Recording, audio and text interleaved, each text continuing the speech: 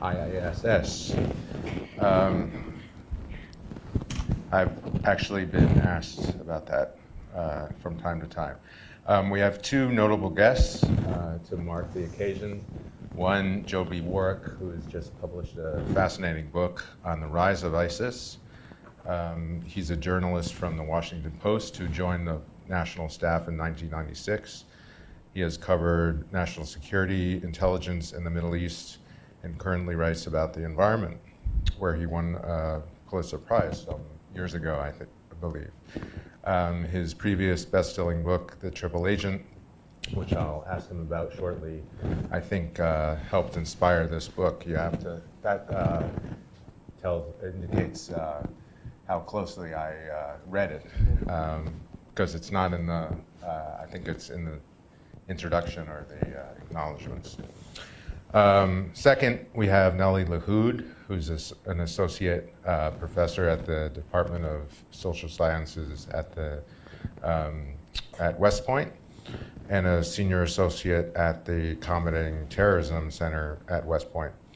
And more importantly, she will be joining us as a senior research fellow at IISS in Bahrain next month, I believe.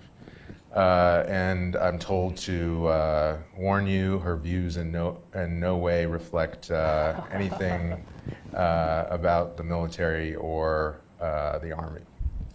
So we're gonna have a discussion here for about 20 minutes, and then I'll turn it over to the audience for Q&A. And this discussion will be on the record and recorded. So first, I'll ask Joby, your book fascinatingly focused on a number of individuals, especially the story of Abu Musab al-Zarqawi, and his rise in Jordan, his release from prison, his period in northern Iraq, and ultimately his demise in Iraq. But it also tells the story of a number of key figures who tried to find him, and the story of how he led the insurgency in Iraq. I'm wondering if you took this approach for purely narrative reasons as a journalist, or if you feel that the rise of ISIS is really a story about individuals and their own contingencies.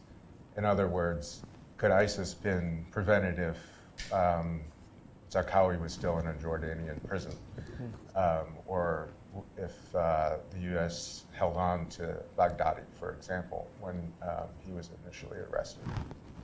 Thank you, and thanks again to IISS for hosting this event and for being such a great resource to me and to journalists as well as policymakers and members of the public over the years. And it's nice to meet Nellie and Ben for the first time today. And also add to your congratulations for this organization for having the foresight to clump the I's and the S's together. Unlike some of our friends across town, David Albright's group comes to mind, who's also ISIS and now has this peculiar problem of having to explain that they're not the other ISIS. They call themselves the good ISIS now, but good luck trying to find them if you Google ISIS these days. You won't get anywhere close to his group. So good going on that. So yeah, I guess the starting point for me, I am, as a journalist, I'm a storyteller by nature, and I became fascinated with the Zarqawi figure years ago, back when he was still active in Iraq, and more after he went away, because it became clear to me that his importance as a terrorist leader was really under-recognized, and what he was able to create was quite unique.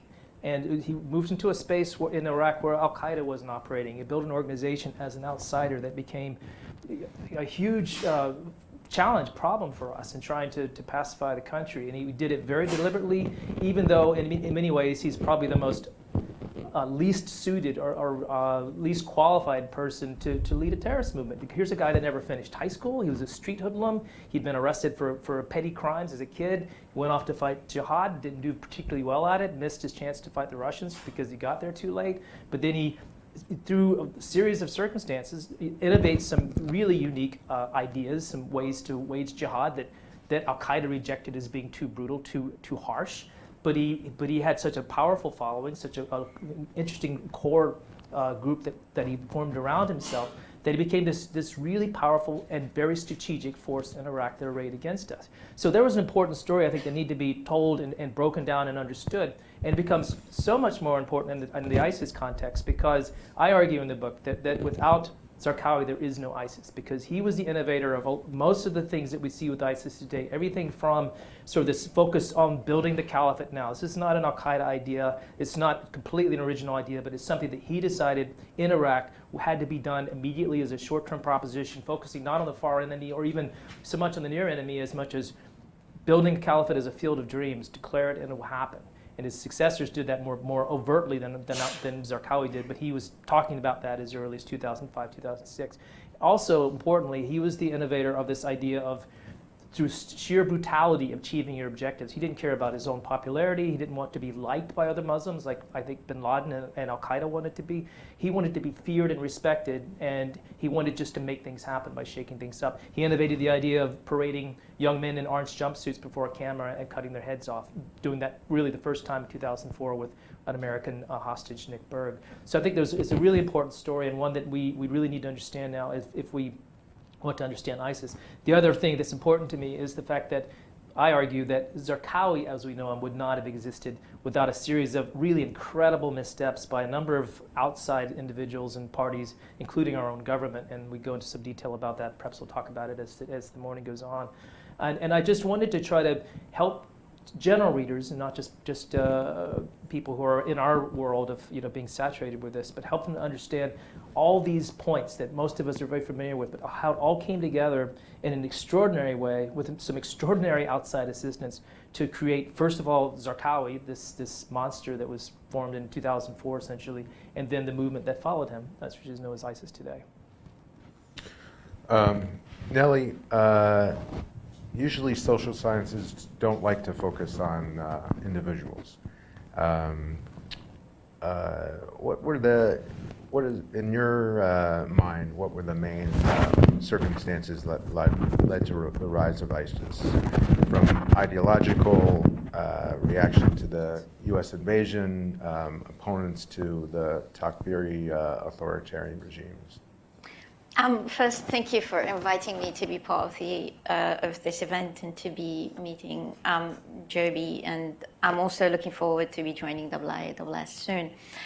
If I may say something about Joby's book and from his book at the beginning.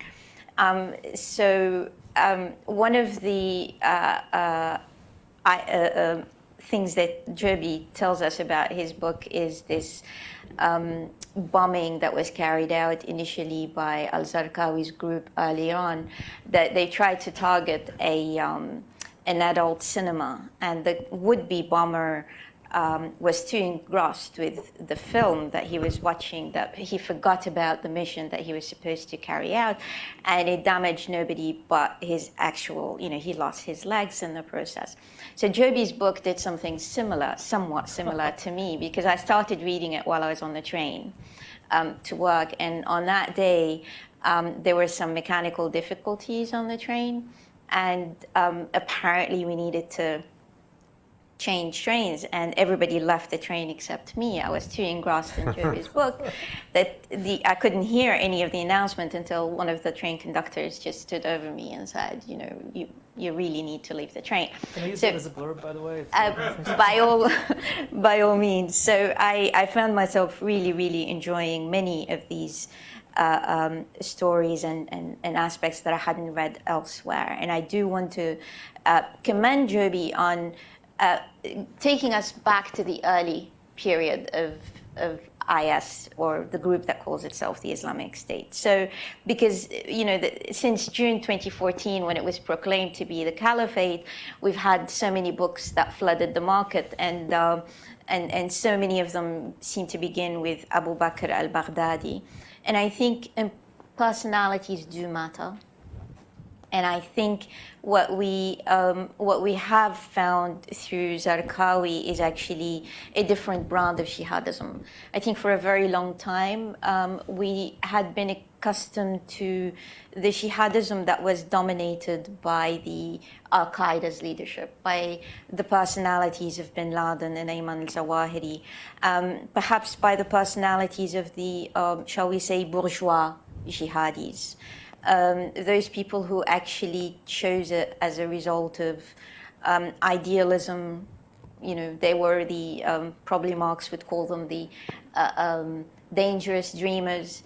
But we saw a kind of jihadism that was really about ideals, about sacrifice, the need to die for a cause, and so on. And I think with Zarqawi, we are seeing, particularly through Joby's book, we're seeing a different kind of jihadism. It's really certainly not the bourgeois, but the thugs who decided that they wanted to be jihadis. And we see some of those differences between Al-Qaeda's brand of jihadism, at least on the narrative side, and between what we are seeing as the heirs of Zarqawi today. So I think in that respect, the book really fills an important gap. But I do want to say also that there were aspects of the book that I think it doesn't, we still have gaps in understanding the foundation of IS. And I think there was a serious gap in the book from 2006 to around 2011. So there's my bias here. I'm studying Abu Umar al-Baghdadi's statements and the leadership of what was called ISI, the Islamic State of Iraq, between 2006 to 2010. And I do think that I think Abu Umar al-Baghdadi, not Abu Bakr al-Baghdadi, is probably the neglected caliph. And I do think that there is something that has been underestimated about this period, particularly because it was Abu Umar who really was the person who declared the state. The Islamic State of Iraq was under him. He was the one who proclaimed it. There are also another phase that I would like to know a little bit more about in order for us to have a better appreciation of IS, which is the time when I think you nicely describe him in your book about when al-Zarqawi demoted himself. This is when it became part of Majlis Shura al-Mujahideen. And here, this is a very important time because we saw many groups in Iraq who actually joined under the umbrella of Majlis Shura al-Mujahideen, and Zarqawi's group was one of many, and we saw many serious divides. We saw many of these groups or some of these groups appealing to bin Laden, calling on him, what kind of a disaster did you bring? Why don't you dissociate yourself and jihad from these groups, from Zarqawi? So this was a very important event. And there was one report, I don't know I don't know about its authenticity. The report suggests that it was Abu Umar al-Baghdadi who was actually the leader of Majlis Shura al-Mujahideen. Are we really missing perhaps a story here about Abu Umar al-Baghdadi? And when I read his statements and so on, he provides almost, if you like, the theorization of what he calls qatf al-ru'us, which is the beheading. So Zarqawi did it, and when Ayman al-Zawahiri and Atiyatullah al-Libi chastised him, he seemed to have stopped it. But Abu Umar was unstoppable, at least in rhetoric. Now, we may say that there was no state, and of course it was weak and so on, but the hierarchy and the infrastructure of a state, at least on paper, and of course all these various suicide operations and various other operations that were mounted in Iraq were also a time during Abu Umar's era. And I wonder why these several years, I think, counted about 2.5 pages in the book. Because that's your book. Maybe. Leave something for Joby, I'd like to ask you about your time in Jordan, since it's a factor in your as I said before, probably what helped inspire this book.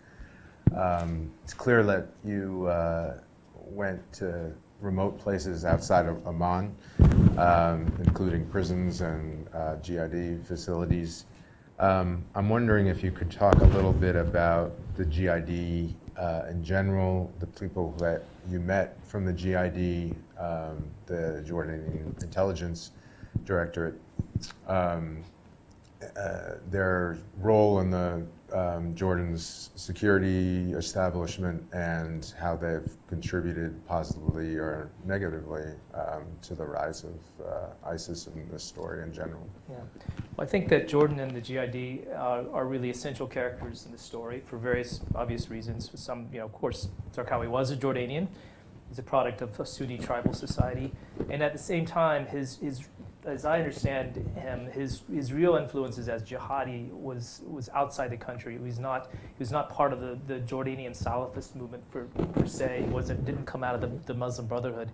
He was influenced more by his Mujahideen experiences in Afghanistan, and then coming back to Jordan years later and helping start a cell that became quite radical, and then all ended up in prison, in part because of these lovely attempted bombings that they never could quite pull off. He didn't have a single successful attack ever, and then the one that failed most famously is the one that was just described by Nelly. But what was important and what comes out of this story is really Jordan's role his interest is in doing containment of these groups. They recognized they had a serious problem. They saw it as early as the early 90s with these Afghan fighters coming back to the country, looking for things to do, being radicalized, having military training, and getting into trouble. And so a pretty sophisticated containment operation began really at that time, and it was pretty new. They'd had to deal with various factions of Palestinians before, but this is sort of a homegrown terrorist problem that they were having to deal with, and quite brutally at times. So there was a combination of two things that GI do very well. They have extremely good penetration, which I think it's easier to do in a small country, but I've always been impressed by the fact that the GID has pretty good grasp of everything that's going on, or seems to, in the country, and they control the potential troublemakers often through brutal means, particularly years ago in the 90s. The old GID fortress, or the headquarters, has a horrible reputation in Amman, and the local nickname for it used to be the Fingernail Factory.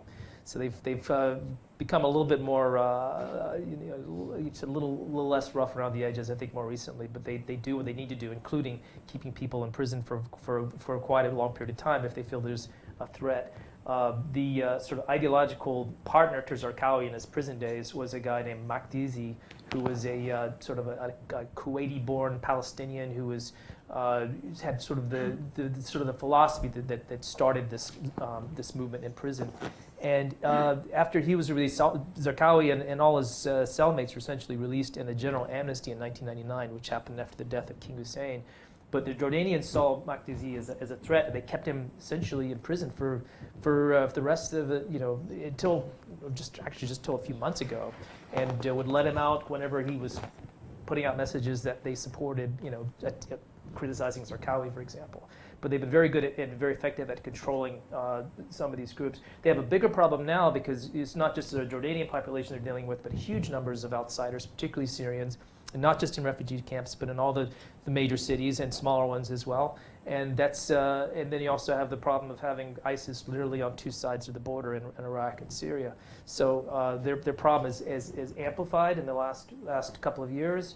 They are continually complaining to me when I speak to them about just how, not just a resource problem, but just they feel disadvantaged and shortchanged on every front, and they're fighting a challenge that's really unique in the region, and they're absolutely essential to keeping ISIS from progressing further, and they don't feel they have nearly the support they need to. So they come out as being both Cassandra-like in the book, but also this is sort of a tragic element to what's happened to the country, how it's been acted upon by outside forces in a way that's just been disastrous economically and on other levels too.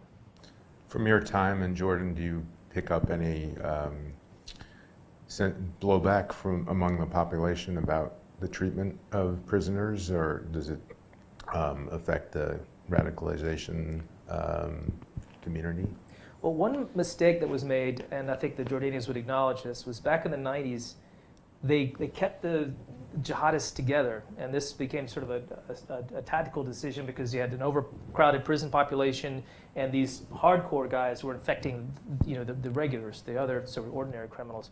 So they chose to put them all together, and the book essentially opens up with this scene of these 50 radicals all imprisoned together in this jail that had been abandoned years before, but they reopened it just to put these guys in there. It became kind of a jihadi university, and there are all kinds of privations and stories of torture and beatings and things like that, which obviously hard to get a true version of what happened in many cases. But essentially, it helped drive these guys together and helped create a more radical collect than existed before that. And that becomes a problem that comes back to haunt the Jordanians, many-fold over years later.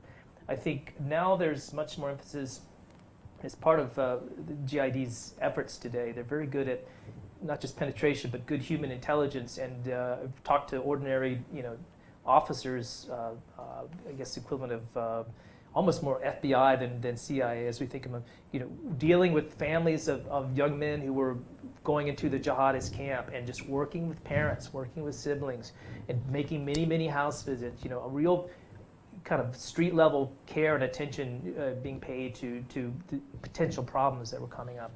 And I think that's what makes them remarkably, if you look at the region, stable compared to many of their neighbors. Nellie, can you, going back to ISIS today, can you help us situate them in the spectrum of Islamist groups and talk a little bit more about their difference with Al-Qaeda and al-Nusra and how that evolved?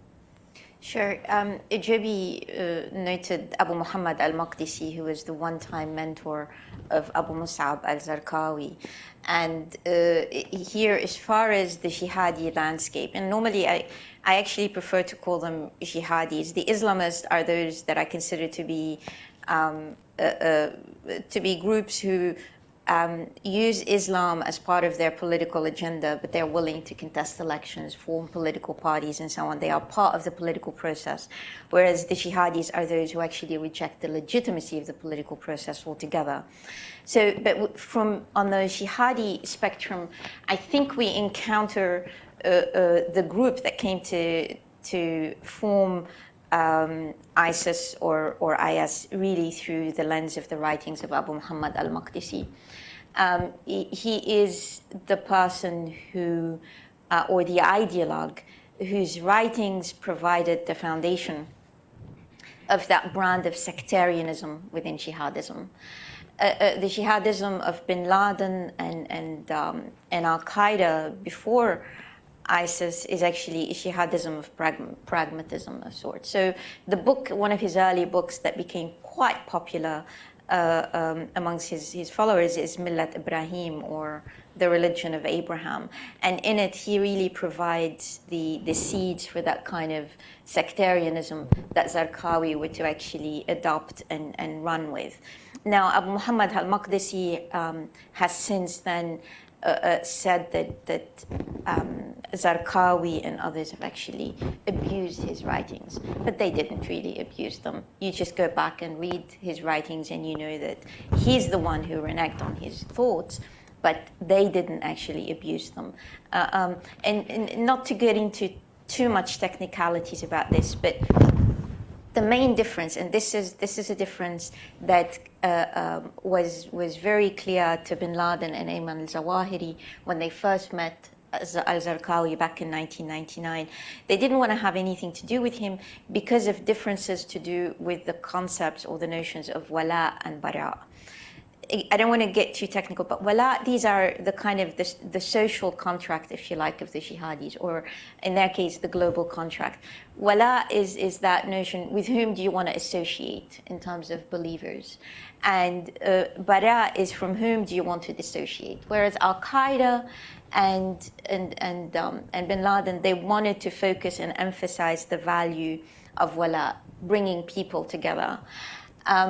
Al-Maqdisi and al-Zarqawi, in turn, they were concerned about from the people that you need to dissociate, precisely because they did not share your beliefs and they didn't really reject or reject the Shiites in the way that they ought to reject them and so on. And for those who actually emphasized that aspect, bara, this kind of dissociation on the basis of beliefs, they were disposed to resorting to something called takfir. Takfir is that when a Muslim declares fellow Muslims to be unbelievers. Mainstream Muslims, including bin Laden, and he wouldn't be mainstream Muslims, but even people like bin Laden and Ayman al-Zawahiri were very, very careful about takfir, and they would not utilize it in mainstream Muslims would tell you only God decides on what is inside the believer's intention, because ultimately you can only decide to use takfir against those who have the bad intention, and only God knows it. Whereas Zarqawi and al-Maqdisi knew better, and they thought that they really wanted to cleanse, if you like, and purify the faith from those beliefs that they disapproved of, and they were not as puritanical. So this is really where, on the ideological spectrum, this is where we see the roots of that sectarian ideology emerging out of al-Maqdisi's writings, and Zarqawi becomes the arm that really advances it. We see others of al-Maqdisi's disciples. Abu al-Shami, he was one of the people who was fighting alongside al-Zarqawi, and he died in Iraq, and al-Maqdisi was furious with al-Zarqawi. How dare you send him to the battlefield? This is a guy who was commenting and advancing al-Maqdisi's thoughts on issues to do with religious beliefs and so on, and theology. So from that respect, we see a clear difference between the strategically oriented jihadis, those who wanted to use religion to advance strategic objectives, and those who were sectarian, like al-Maqdisi and Zarqawi, who were prepared to sacrifice strategic objectives in order to purify the faith, and the tension was always palpable. Even bin Laden and Ayman al-Zawahiri knew right there and then when they met him, but they were also, al-Maqdisi says, in fact, later on, he says that they had refused to teach his books in their training camps, and that's why al-Zarqawi didn't want to join al-Qaeda initially. That's according to al-Maqdisi.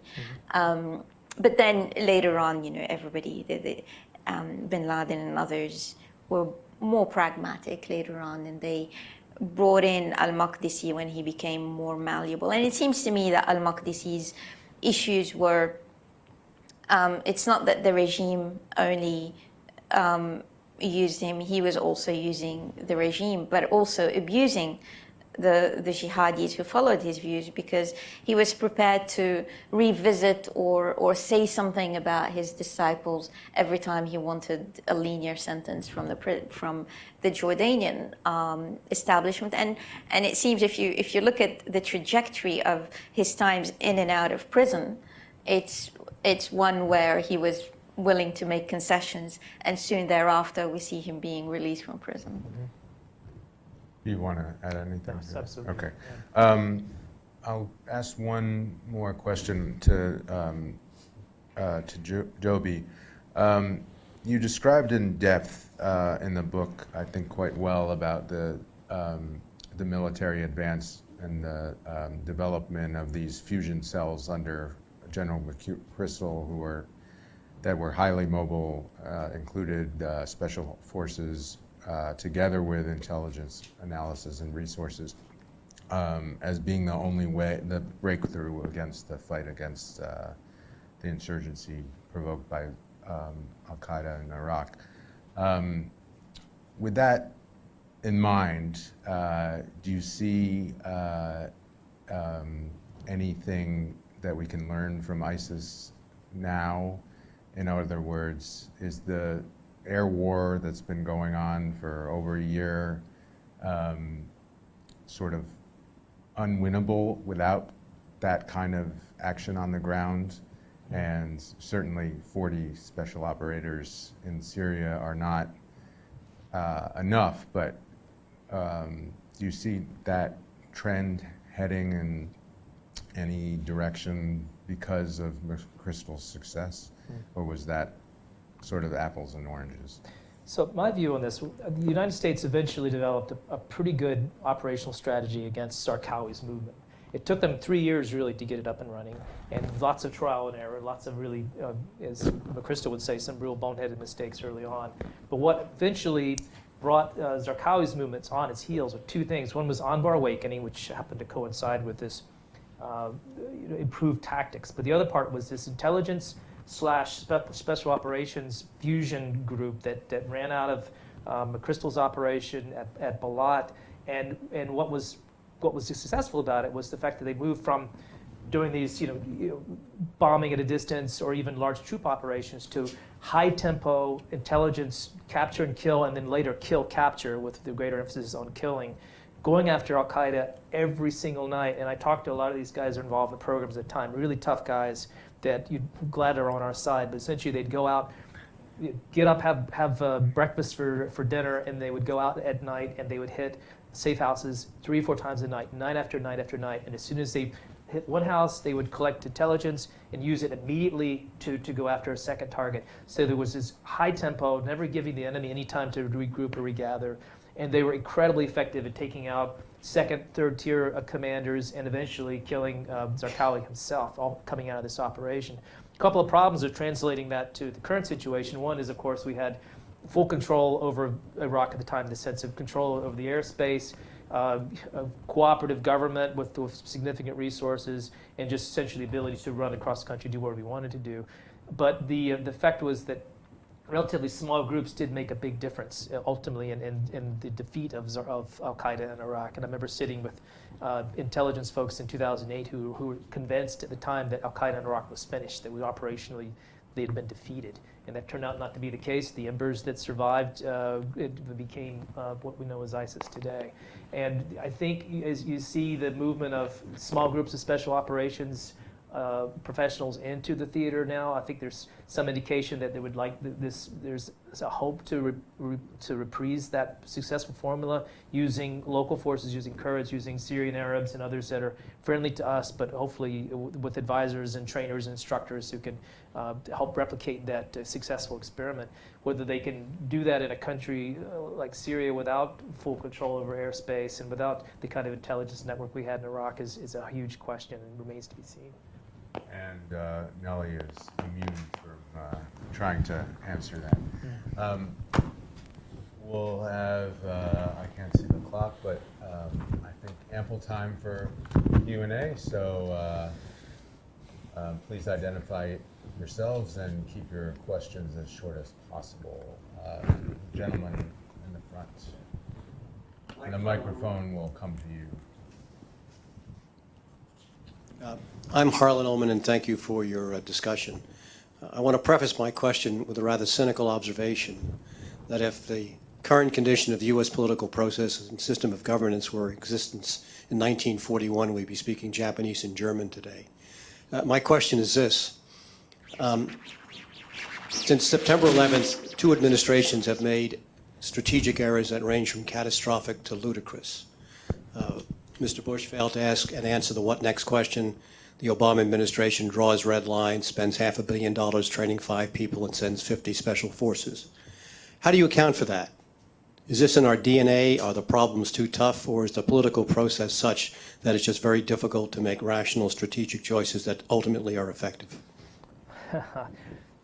That is a $1 million question. I think all I could really offer on that is just it is instructive to look at the examples that you just cited and to see the failures that happen again and again, often because we didn't ask the question what comes next, or because we did not have the strategic vision to see what was around the corner. I think in the case of the Obama administration, they were suddenly thrust in the middle of this Arab Spring movement that nobody seemed to know what to do with. And seeing our good allies being threatened and then eventually toppled, and deciding that, well, it's better, it projects more American interest to side with the demonstrators, even though we weren't sure what was going to happen next. I think we were pretty hopeful that something good would come out of it, and we've seen that in almost every case, it's been a disaster. And how we could have gotten ahead of that, I think that's, I don't know, it's a tough one. But in whatever case, I think I remember talking to senior folks here and also even in the region that I was convinced that Assad was going to fall, and of course he's going to, and of course we'll have our good guys come in, and we're going to have a stable government in this critical place. And it just didn't begin to happen, and now we're in a situation where you still can't see the end of it. Even with all these, the Russians and the Iranians and the Americans and everyone there, where does this end? And nobody can still answer that question. And that's, I guess, it's been the failure since the beginning. We don't know where it's going, and we can't come up with good answers about how to solve it. Sir. Thank you, John Craig from the Center for Center for American Progress. Joby, you said at the end that the embers of the Zarqawi operation transitioned into ISIS. And I want to ask a question about why Zarqawi. So both Ben and Joby described the de-Baathification and the disbandment of the Iraqi military as tragic mistakes. But in fact, they were part of the neocon agenda. I don't think they were tragic mistakes. I think they were very deliberate policies that were pursued by the administration at the time.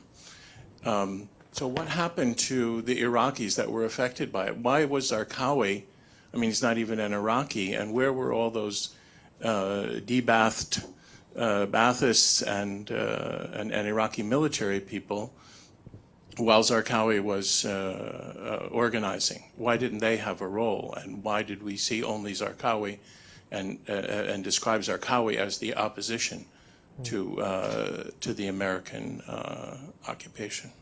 I think this is part of Zarqawi's genius, whether it was deliberate or just opportunistic. But here is someone who believed long before the invasion took place that he was going to have this great battle with the United States. He was destined to have it. He missed out on a chance to fight the Soviets. But the Iraq War was going to happen, and he was going to be there on the ground to help lead the resistance against it. But he brought this interesting mix of these fanatical jihadists, not Islamists, absolutely right, but jihadists who had this vision for fighting the superpower, for driving the infidel out of Iraq, but very quickly joined forces with the locals. And so there was this mix of former Ba'athist and suddenly unemployed military officers who didn't really share Zarqawi's vision for how he wanted to run a society, but saw a strategic opportunity to join forces with this extremist element. So this combination, this fusion of professional Iraqis, bureaucrats and mostly military officers, with these sort of fanatical jihadists. That was the combination that made Zarqawi's movement so powerful, and is really behind ISIS's success today. So you've got guys who are, I'm convinced, in the senior leadership of ISIS that don't particularly share some of the ideological and theological views of guys like Abu Bakr al-Baghdadi, but very much see the value of ISIS as a weapon for going after the Shiite government in Baghdad and for reclaiming lost Sunni glory. And that's I think that's sort of the innovation that began with Zarqawi and is exactly sort of the heart of what ISIS is today. But you're absolutely right about the mistakes. We look at them charitably as mistakes, but every one of those decisions was quite deliberate, including the one I described in some detail in the book. It was this idea of trying to turn Zarqawi, at the time an unknown jihadist figure in 2002, 2003, into this kind of poster child as the connection between Saddam Hussein's government and al-Qaeda, which didn't exist. The CIA was pretty convinced at the time that Zarqawi had no connection to Saddam Hussein, but Colin Powell goes to the United Nations and makes his case for invasion in 2003 and puts Zarqawi's picture up on the screen before the UN Security Council and saying, this is what we're talking about. This is this horrible problem, and that became part of the justification for invasion. If I may add, in in Iraq prior to 2003, most people needed to be Ba'athists, whether they believed it or not. It was part of part of the kind of the ticket that you needed in order to get into university or to do things. So the de-Baathification had enormous effects, enormous impact on those who really didn't like even Saddam, but still had to be part of the Ba'ath Party. And that's why the new regime post-2003 lost many talents who could have actually been part of the new government, and they were actually excluded because they were just Ba'athists. I do want to say that many of them actually ended up fighting and formed groups, and it was the natural thing for them to do and fight alongside Zarqawi until they started to get to know him a little bit better. And once they started getting to know him better, we find that there was enormous divide between Zarqawi and as with former Ba'athists and others. In fact, it was Abu Umar's, one of his very first public statements, he called on the Ba'athist to join. And he appealed to the Ba'athist to say that, we call on you, particularly those who are in the military. He called on them to join the Islamic State of Iraq, so long as they could have actually just some basic knowledge of some Quranic verses and so on. And he's the one who did the outreach, reached out to the Ba'athist, he reached out to the Kurds in his public statements.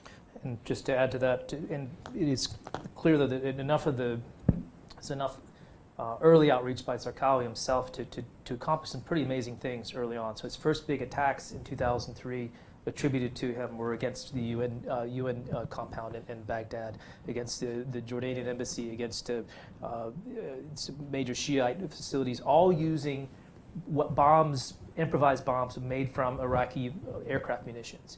So there was help from the inside, at least in providing not just the equipment, but also the intelligence. Here's a guy who, again, from outside the country, is able to have an intelligence network pretty quickly to scout all these locations, to plan pretty sophisticated, coordinated attacks, and to have some really powerful, locally produced munitions with which to attack, all of which points to participation and help from senior or at least well-placed Iraqi sources. The gentleman in front. Yes. Thank you.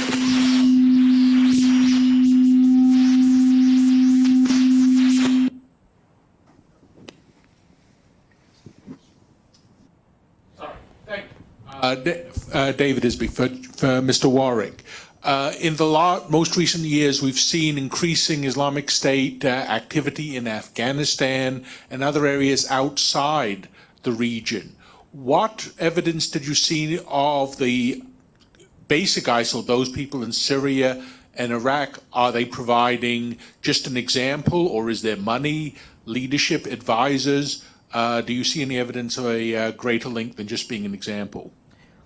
That's a question that still remains to be fully answered, to my view. I've been convinced that it's mostly by inspiration and example. They sometimes communicate through their own propaganda, that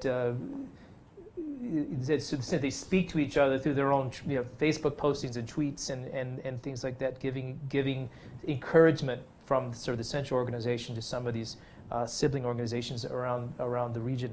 It'll be interesting to see what happens ultimately with this investigation of the downing of the Russian plane a couple of weeks ago, because if that does turn out to be, an ISIS-produced bomb, then the big question will be: was that something that a local ISIS affiliate in Sinai was able to put together, or is that something that was directed and somehow maybe equipment, supplies, know-how came from central ISIS in Raqqa?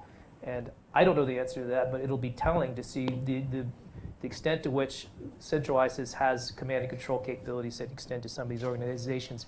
I think right now you see beheadings in places like Afghanistan just a couple of days ago, in Libya. It seems to me there's just a lot of echoing going on, but it's not. I think it'd be crazy to rule out the possibility of some coordination, at least on intelligence and on ideas and logistics.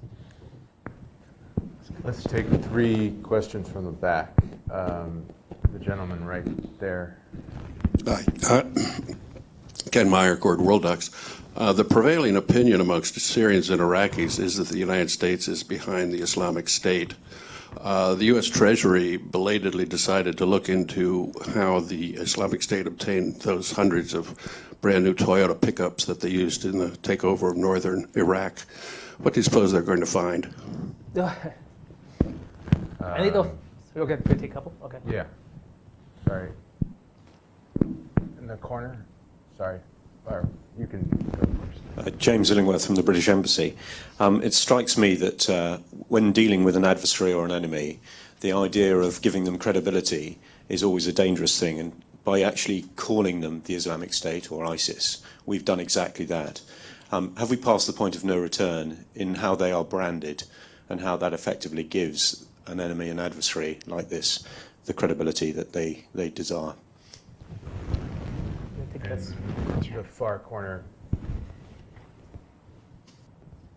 Hi. Sorry, hi, my name is Brooke. Thank you for being here. I just wanted to ask if you could talk a little bit about recruitment, jihadist recruitment, and how ISIS has influenced al-Qaeda's ability to recruit jihadists and how their recruitment processes have changed as a result of the rise of ISIS. Okay. Nellie, I'll ask you to start with that question. And in addition to the Islamist ISIS branding, to talk about perhaps who in the Islamic world community has some credibility about condemning. And Joby writes about the efforts by King Abdullah to get various clerics to speak up against them, but how has that worked and where that's going? I'll ask Joby to talk in general about the U.S. Iraqi contribution to the rise of ISIS, which I think stems more from the fact that they've taken over a lot of bases and equipment that are from the Iraqi army that we thought was better trained and motivated than it turned out to be. So we'll start with you. Sure. Let me start with the question about what we call them and the issue on credibility here. I think one broad issue to do with naming and using religion. I think when we analyze groups like IS and so on, it's really important to realize and to understand when religion matters, how it matters, but more importantly, when it does not matter. And this is unfortunately lacking in the analysis. Because we see sometimes religion as being a medium for opposition, political participation, for something completely different other than theological issues. And this is where I think theology and the efforts to bring in the clerics and give us a 3-hour lecture on the Islamic tradition and so on is really not going to appeal to the young person who is not motivated simply because of spiritual reasons, but because they really want to do something. And this really talks about the recruitment part, to borders on the recruitment part, because here I think firstly we need some time to work out really what is behind that recruitment strategy and to understand the foreign fighter phenomenon. My colleagues at the CTC, they're doing a broad study about foreign fighters, looking at a very, very large data set based on open source. And hopefully that'll give us, at some point, some meaningful answers about why people join and so on. But roughly speaking, we are seeing, from my own perspective, we are seeing a different kind of people who are joining IS. And here, theology does not seem to be something that it is critical, because we're seeing many young people who are converting from Europe, who are converting to join IS. And IS is being, Islam is a ticket to becoming a jihadi, rather than jihad becoming a ticket to becoming a Muslim. So this is very important, and it cannot be stressed enough. But at the same time, we can't really say, what do we call them? It is not up to us to denounce them. I think the group, the Islamic State, is best described by Al-Qaeda when it denounced it. It called it the group that calls itself the Islamic State. In Arabic, it is Jama'at ad-Dawla, which is the group of the state. In other words, it is not in and of itself a state. And I think this is a more accurate description. I'm a little bit concerned, I'm a little bit cynical about ISIS, ISIL, because they all contain in them the Islamic State. It doesn't really do it. So I'd rather call them the group that calls itself the Islamic State, appropriating that it is a group. It is not a state in the sense that it is not seeking a seat at the United Nations, nor does it want it, nor is it going to have a seat on the United Nations. So I think, some of these things we need to acknowledge how groups define themselves. We can't just decide what they define themselves, because when we study them, we need to acknowledge that part. But at the same time, we need to stress the other aspects as well. Well, before you leave the Army, then you can create a new acronym that they're quite successful at and Tell me about it. post. Joby, final words. Just to wrap up here, so you can forgive people in the region for having all kinds of conspiracy theories, including this notion that maybe ISIS is somehow U.S. funded or backed in some way. I'm always amazed, actually, when I travel in the region, how pervasive some of these conspiracy theories are. And there are a lot of people that, educated people with who really follow the news, and they're convinced that ISIS is a creation of Iran. And others who are convinced that the U.S. is seriously backing ISIS in some way. I think the biggest argument is maybe the Toyota pickup truck argument, but it is absolutely true that it's a remarkable amount of Western equipment, in this case Japanese trucks, but all of it left behind by the American forces or contractors. Where did all these Toyota trucks come from? Well, it turns out that all these contractors, security contractors that ran the bases, that did the food preparation, they did all this logistical stuff for 150,000 American troops. They left all their equipment behind. They didn't bring it with them. So you had huge parking lots full of these vehicles, and ISIS just liberated them and assigned them to themselves. And that's the least of the problem, because you also have whole divisions worth of tanks, of Jeeps, Humvees, arms, you name it. And it's probably it's the best armed, best equipped terrorist organization that the world has ever seen. And it's funny because we've worried so much as a country about giving arms to Syrian rebel groups, because God forbid if some of those would fall into the hands of ISIS. But instead what they did was they raided our own former bases in Iraq and took the stuff for themselves. So that's where we are. Thank you. Any other burning questions? Sir, last one.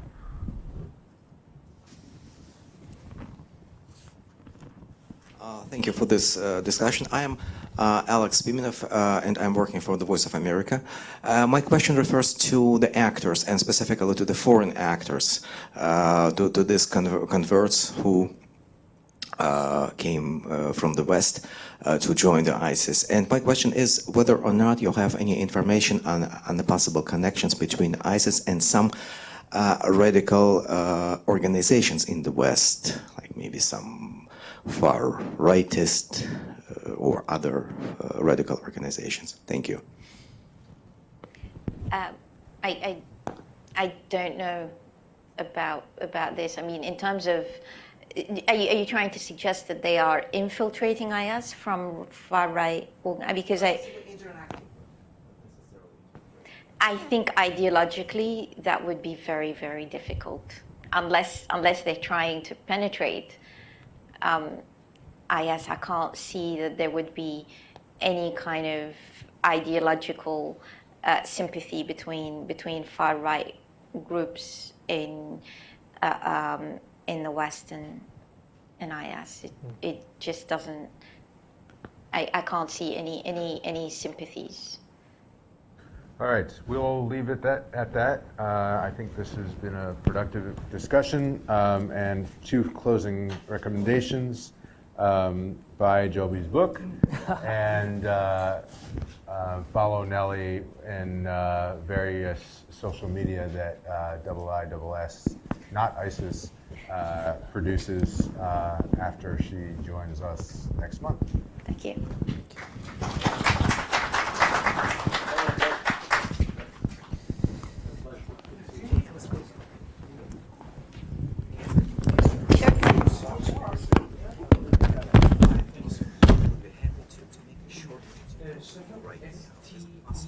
About foreign fighters? Because foreign fighters is not something that I'm studying. Sure, okay. I have a cameraman here right now. Just in 2 minutes we're going to be ready. Okay, could you tell me what the questions are? Yeah, yes, I can. I'm ready. Ah, you are? Okay. But if you just